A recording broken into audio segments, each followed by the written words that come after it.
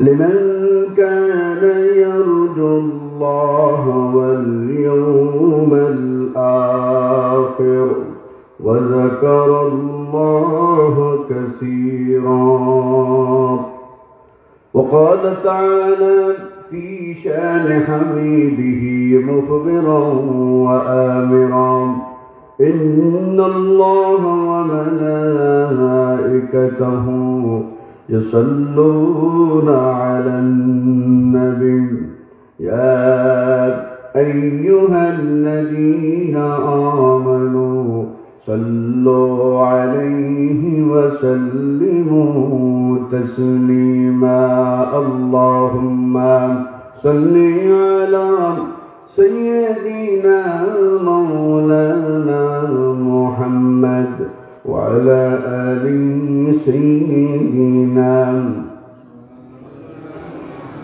محبت رسول پڑھی اللهم صل على سيدنا مولانا محمد وعلى آل سيدنا مولانا بلغ العلا بكماله كشف الدجى بجماله حسنت جميع خصاله صلوا عليه. ঐতিহ্যবাহী বিয়ানীবাজার উপজেলার কাকুরা সিরাতুন নবী সাল্লাল্লাহু আলাইহি ওয়াসাল্লাম মাহফিলের এই আজকের এই অধিবেশনের সম্মানিত সভাপতি,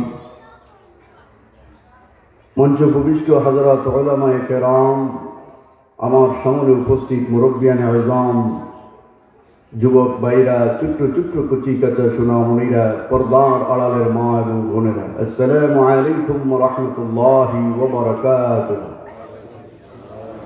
আমরা মহান আল্লাহ রাব্বুল আলামিনের দরবারে লাখ কোটি শুকরিয়া আদায় করি যে মহান আল্লাহ রাব্বুল আলামিন আমাদেরকে এই ব্যস্ততম সময়ে আমাদেরকে নিজেদেরকে অবসর করে আমরা কোরআনের ডাকে হাজির হতে পেরেছি। এই জন্য শুকরিয়া আদায় করব কার? সকল প্রশংসার মালিক কে? সে আল্লাহর শুকরিয়া মুহাব্বতের সহিত আমরা সকলে আদায় করি, বলি আলহামদুলিল্লাহ। রব্বানা লাকাল হামদ হামদান কাসীরান তাইয়িবান মুবারাকান ফীহি ইয়া রাব্বি লাকাল হামদু কামা ইয়ানবাগী লিজালালি ওয়াজহিকা ওয়া আযীমি সুলতানিক। আমার বন্ধুগণ, সময় অতি কম। এই অল্প সময়ের ভিতরে আমাকে আমাদের কাজী মোহাম্মদ আবুল কাসেম চৌধুরী সাহেব আমাকে যেটা বললেন যে কিছু সময় এখন আলোচনা করে নিব, মাগরিবের পরে আবার বাকিটা আলোচনা করব। তো আপনারা এই সময়টুকু দিতে পারবেন ইনশাআল্লাহ?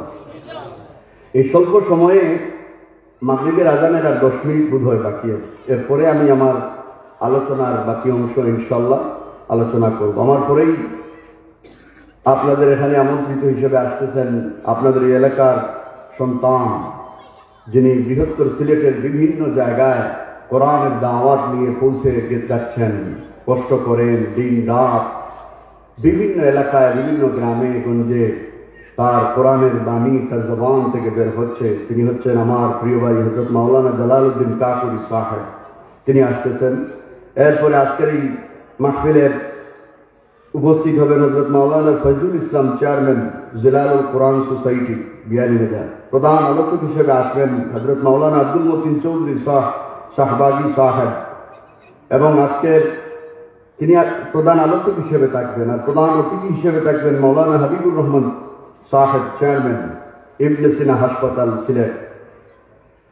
এবং আজকের এই মাহফিলের সভাপতিত্ব করতেছেন জনাব তাজুল ইসলাম শিকদার পাখি মিয়া সাহেব, আমার পাশে বসে আলহামদুলিল্লাহ। আজকে আমরা এই 2 নং চারঘা ইউনিয়নের কাকুরা গ্রামের মরহুম আবু আহমদ শিকদার পঙ্কি মিয়া সাহেবের বড় ভাই ইংল্যান্ড প্রবাসী জনাব তাজুল ইসলাম শিকদার পাখি মিয়া সাহেব তার বসত বাড়িটি সদকায়ে জারিয়া হিসেবে দি বিয়ানীবাজার এডুকেশন সোসাইটির নিকট হস্তান্তর করতেছেন, বলি আলহামদুলিল্লাহ। এত বড় দান, এই দানের বিনিময়ে আমরা প্রথমেই মাহফিলের শুরুতে দোয়া করি, আল্লাহ পাক এই দানের বিনিময়ে তোমার বান্দার দুনিয়া এবং আখিরাতের উজ্জ্বলতা তুমি দান করো। সকলে বলেন আমিন। তোমার বান্দার দুনিয়ার মধ্যেও কামিয়াবি দান করো, আখিরাতেও দান করো। সকলে বলেন আমিন। আমার বন্ধুগণ, আল্লাহ পাক বলেন তোমরা দান করো, আনফিকু মিম্মা রাযাকনাকুম, আমি যা দান করেছি তার থেকে তোমরা আমার রাস্তায় দান করো। সুবহানাল্লাহ। সকলে বলেন সুবহানাল্লাহ। আল্লাহ পাকের আদেশ। এটা কার আদেশ? আল্লাহর আদেশ। আমি তোমাদেরকে যা দান করেছি তা আমার রাস্তায় খরচ করো। এই দানটা ওনাকে যে ক্ষমতা যেটুকু দিয়েছেন তিনি কে? আল্লাহ। তার রাস্তায় তিনি দান করতেছেন এবং বলতেছেন ওয়ানফিকু মিম্মা রাযাকনাকুম মিন ক্বাবলি আন ইয়াতিয়া আহাদাকুমুল মাউত, তোমাদের মৃত্যু আসার আগ মুহূর্তে। কারণ সেই সময় যদি বলো যে মৃত্যুর সময় যদি বলো আল্লাহ সম্পদ তো আমার অনেক আছে, এতদিন আমি আর দান সৎকা করতে পারলাম না, নেক আমলও করতে পারলাম না, এখন আমাকে একটু সময় দাও, আমি বুঝতে পারতেছি দুনিয়া থেকে চলে যাবো, আর একটু সময় দাও, এই সময় যদি দাও তাহলে আমি দানও করবো, নেক আমলও করবো।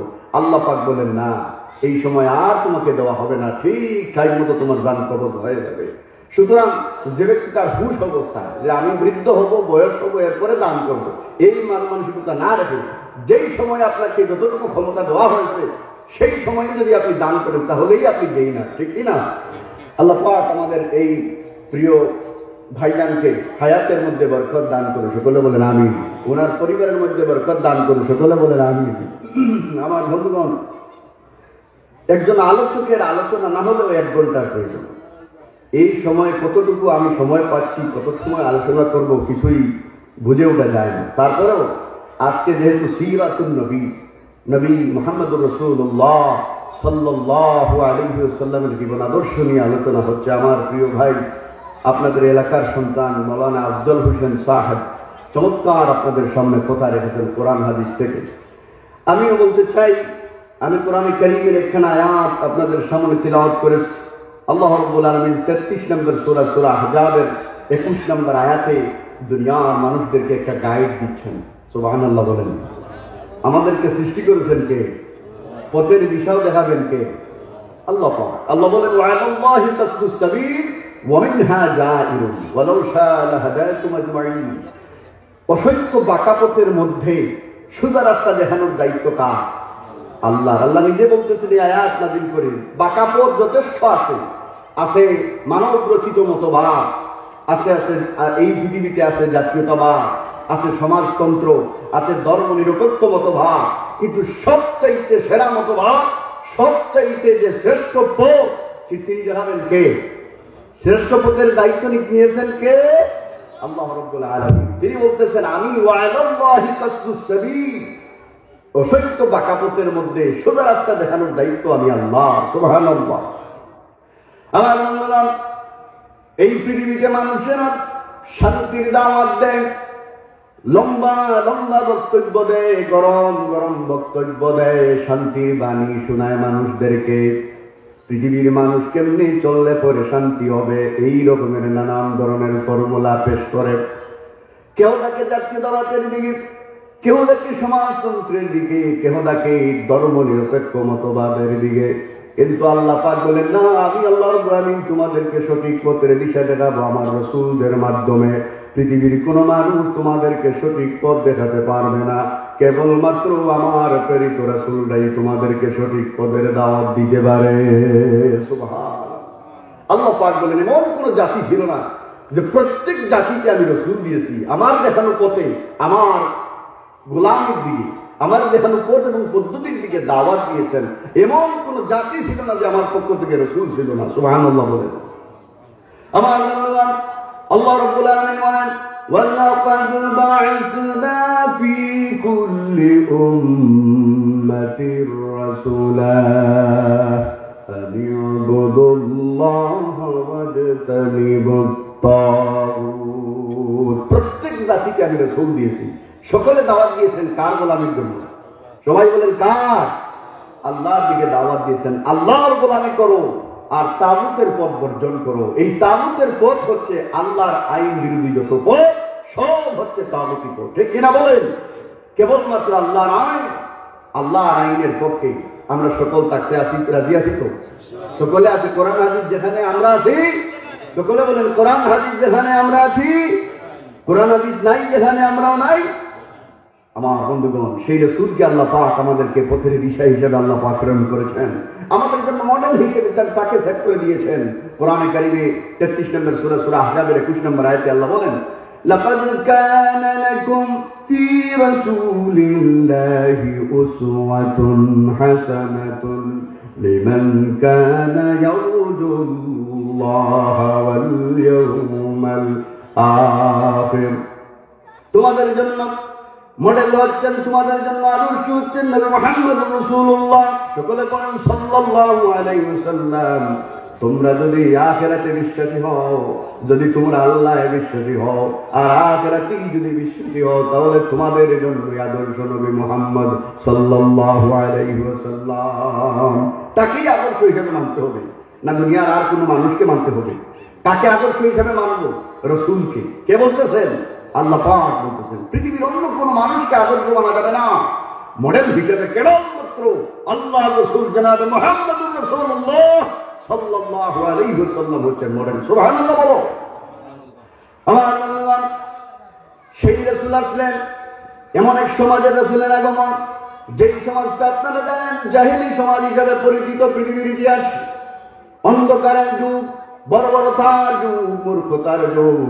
এমন কোন খারাপ অবস্থান ছিল না যে মানুষে মানুষে কাটাকাটি করত, সব সময় বিবাদ লেগেই থাকতো, ঝগড়া বিবাদ করত, সামান্য জিনিস নিয়ে হলেও তারা মারামারি করত।